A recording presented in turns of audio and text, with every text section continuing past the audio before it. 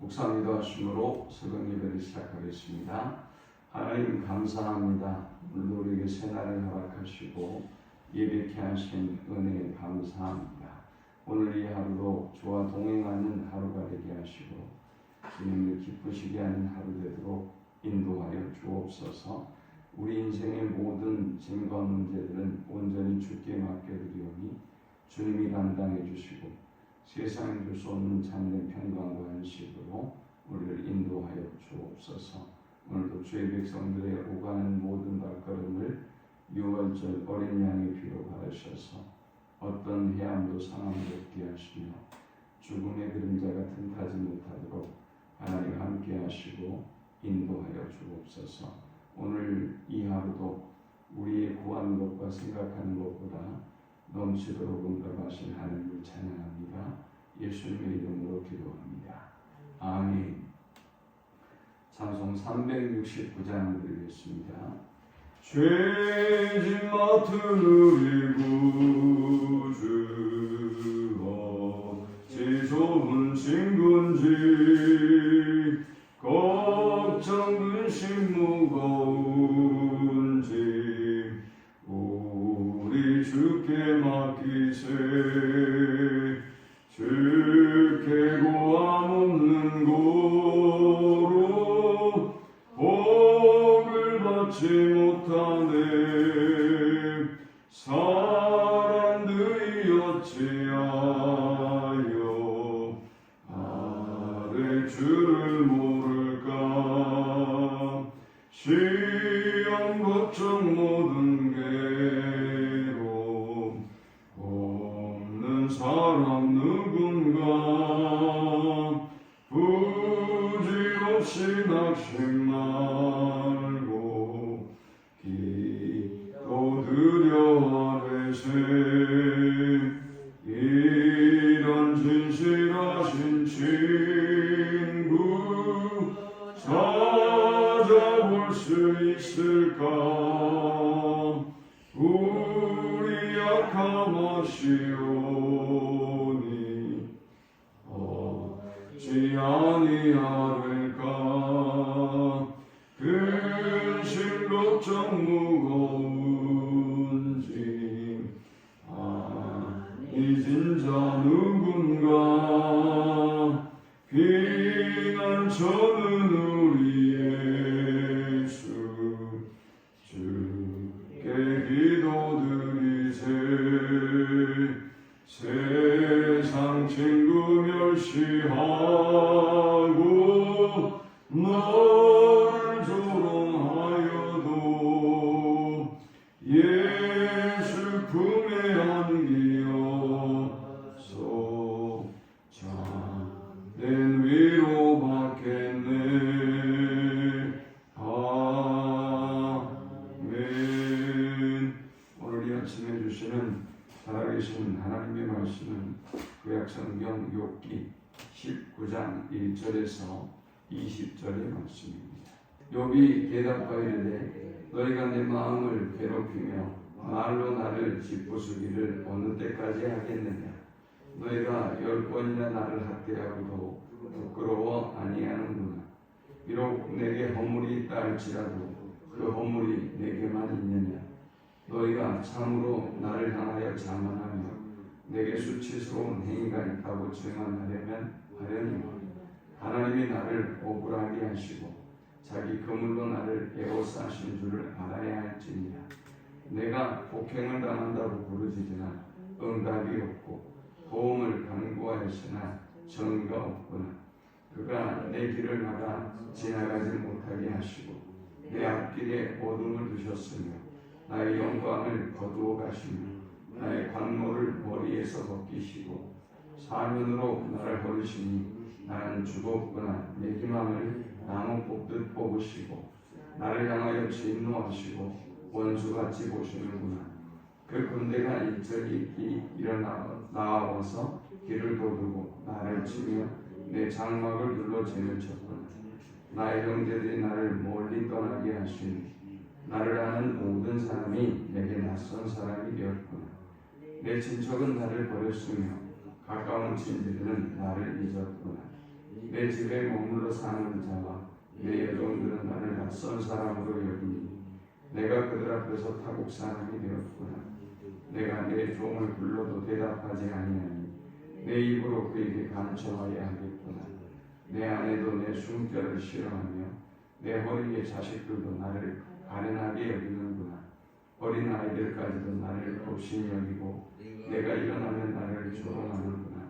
나의 가까운 친구들이 나를 미워하며 내가 사랑하는 사람들이 돌이켜 나의 원수가 되었구나. 내 피부와 살이 뼈에 붙었고 남은 것은 겨우 잇몸뿐이로구나. 아멘.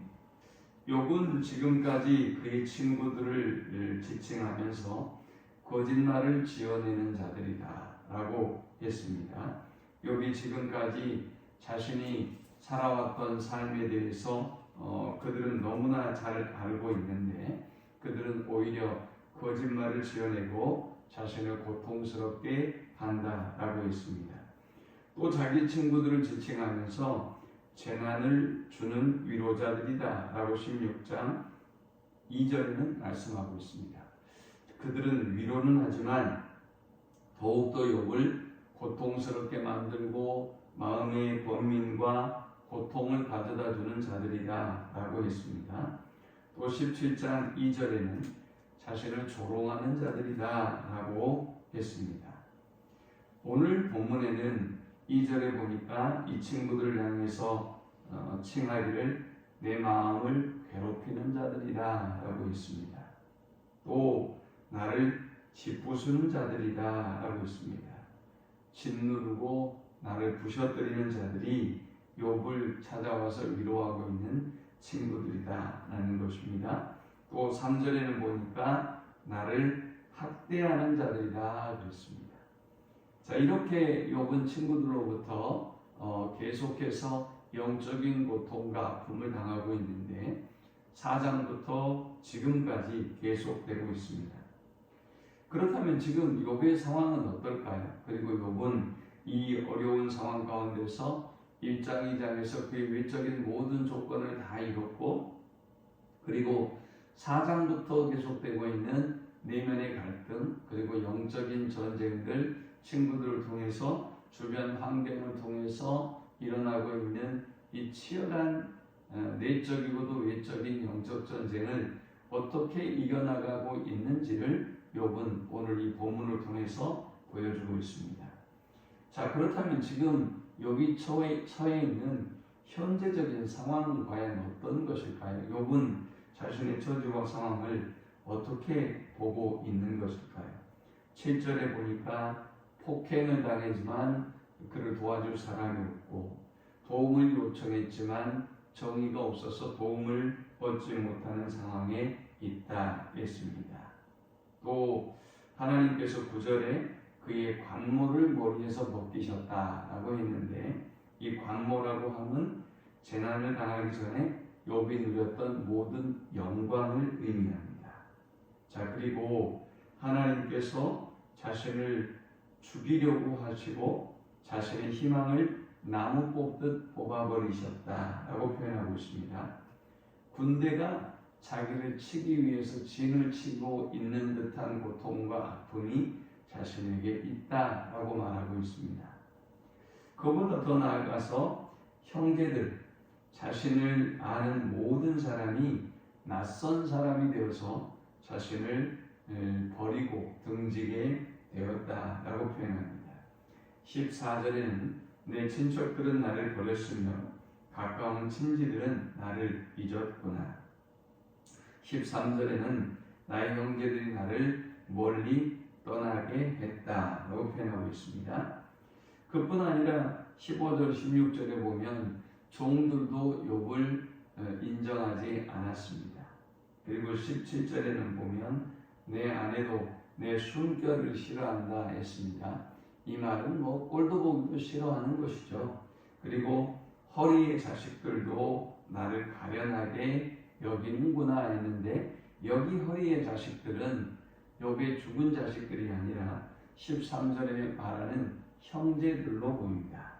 또 18절에는 어린아이들도 자신을 업신여기고 조롱하고 19절에는 친구들이, 그의 가까운 친구들도 그를 미워하고 그가 사랑했던 사람들이 돌이켜 원수가 되었구나 했습니다. 이것이 지금 욥이 처해 있는 상황입니다.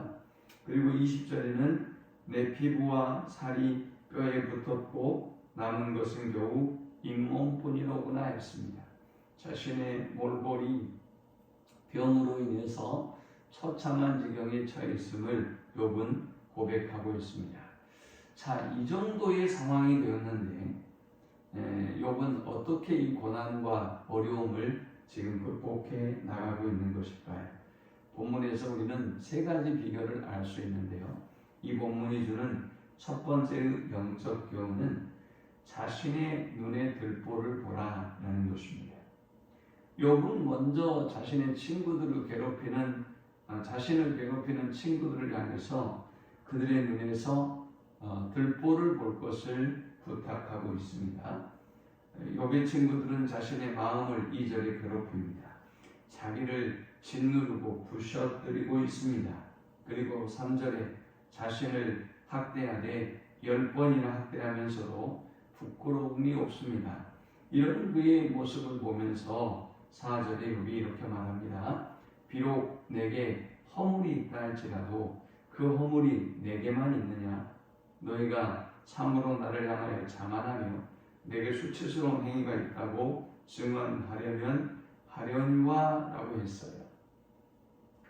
욥은 의인이고 그리고 완전한 자라고 하나님 앞에 인정을 받았던 사람이죠. 물론 그의 경건한 삶도 있었지만 아들들이 부지 중에 죄를 지을까 봐서 번제를 드린 것을 보면 욥은 자신의 죄를 위하여 하나님 앞에 끊임없이 번제하고 그리고 경건한 삶을 쫓았던 것이 분명합니다.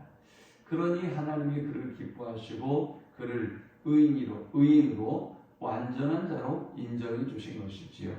그런데 욥은 오늘 본문에서 자신이 허물이 없다고 말하지 않습니다. 자신도 허물이 있다는 것입니다. 4절에 비록 내게 허물이 있다 할지라도 그 허물이 내게만 있느냐? 너희들은 나의 허물을 지적하고 나를 공격하는데 사실 허물 없는 인생이 어디 있느냐? 이 말이에요. 그러니 이 말은 무슨 말입니까? 너희가 너희 눈에 들보는 보지 못하고 남의 티를 보려 하느냐라는 말이죠. 그러므로 그리고 또 욥은 이야기하기를 나의 이 허물, 나의 이 실수와 연약함은 너희가 정죄하고 판단할 만한 사람도 아닐 뿐만이 아니라 이 문제는 하나님과 나의 문제이며 하나님과 내가 해결해야 할 문제다라는 의미가 담겨 있는 것이죠. 그러므로 우리는 우리 자신의 들보를 보는 일에 있어야 돼요. 우리 자신의 들보를 우리가 보면 어떻습니까? 그러면 다른 사람의 티를 보고 다른 사람의 티를 지적질할 만한 여유가 없어요. 이 허물, 이 죄 때문에 하나님 앞에 회개하고 자복하고 나아가고 그리고 하나님의 용서와 긍휼을 구하고 그 죄와 허물을 사함을 입었다고 한다면 우리는 벅찬 은혜의 감격 속에 살아갈 수밖에 없는 것이죠. 그러므로 우리는 무엇보다 내 자신의 허물을 보고 내 자신의 들보를 보는 일에 힘써야 하는 것입니다. 두 번째 우리가 이 본문을 통해 얻을 수 있는 영적 교훈은 도울 힘이 없는 인생을 바라보지 말고 오직 하나님께 나아가라 하는 것입니다. 욥은 7절에 폭행을 당한다고 부르짖습니다. 도움을 간구했습니다. 그러나 정의가 없다고 말했습니다. 욥은 폭행을 당하고 또 이 비참한 상황에서 거듭 다른 사람의 도움을 요청하고 또 하나님의 도움도 요청했을 것입니다. 그러나 정의가 없었어요. 그를 도와주는 사람이 없었습니다. 그 이유를 욥은 잘 알고 있습니다. 8절에 보니까 그가 내 길을 나가 지나가지 못하게 하시고 내 앞길에 어둠을 두셨으며 했습니다. 하나님이 그를 막고 계신다는 것입니다. 하나님이 그가 도움을 받지 못하도록 이 상황에 처하게 했다는 것입니다. 이유는 모르지만 도대체 하나님이 자기에게 왜 이런 고통과 어려움을 주시는지 모르겠지만 이 모든 일들이 하나님으로부터 비롯되어지고 있다는 것을 그는 고백하고 있습니다. 그러니까 어때요? 이 모든 고통과 아픔을 비탄한 심정으로 하나님께 가지고 나아간 것이죠.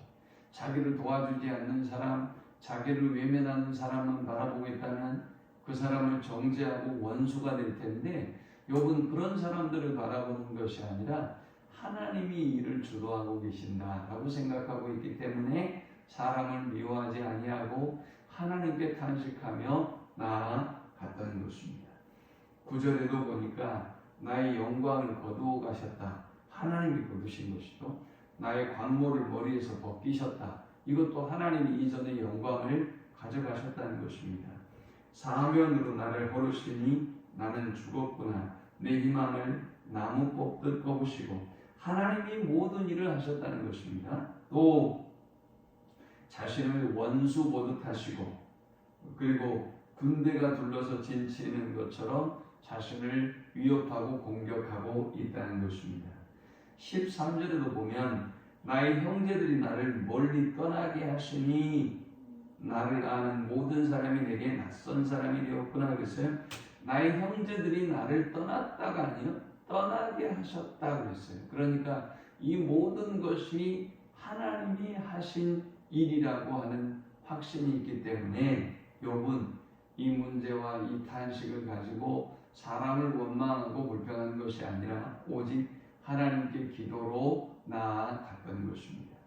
마지막 세 번째 우리가 이 본문을 통해서 얻을 수 있는 영적 교훈은 변하는 세상에 소망을 두지 말라라는 것입니다. 변하는 세상에 소망을 두지 말라라는 말씀은 욥이 어떤 무엇을 바라보고 있고 욥이 어디에 소망을 두고 있는지를 우리에게 잘 보여주는 것이죠. 먼저 13절에 형제들이 자신을 떠났다 했죠. 낯선 사람이 됐어요. 우리가 고난이 있고 어려움이 있으면 우리 주변의 모든 사람이 우리를 외면하고 떠나지 않습니까? 14절에 친척들이 나를 버렸다. 가까운 친지들도 14절에 나를 잊었다.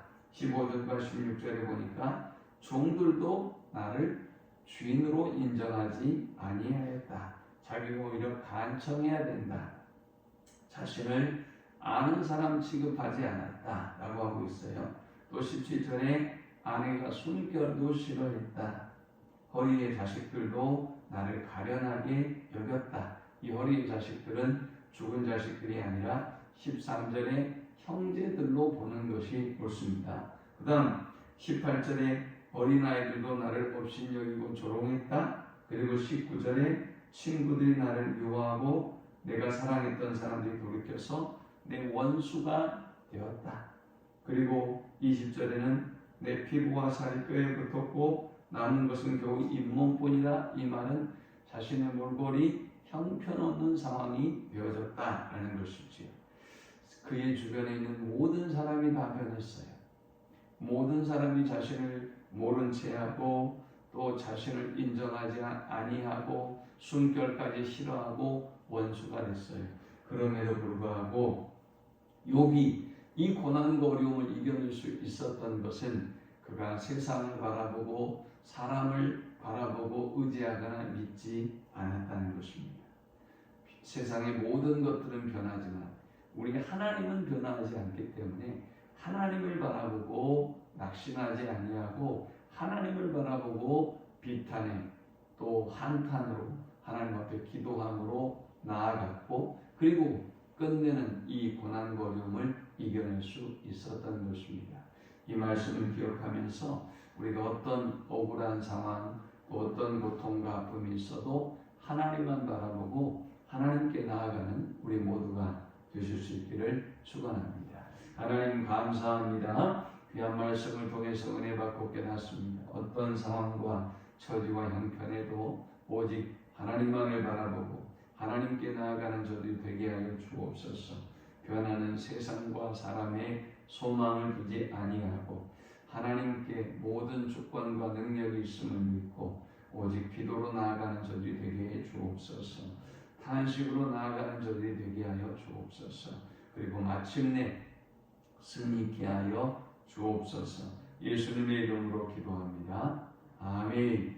지금은 우리 주 예수 그리스도의 크신 은혜와 성부 하나님의 극진한 사랑과 성령의 노보교통 충만케 하심, 오직 우리의 모든 문제와 상황을 아시는 하나님께 단식으로 기도로 나아가서 하나님께서 이 모든 것을 고치시고 응답하시고 새롭게 해주실 것을 온전히 믿고 나아가는 모든 주의 백성들의 머리 위에 이제로부터 영원토록 함께 있을지어다.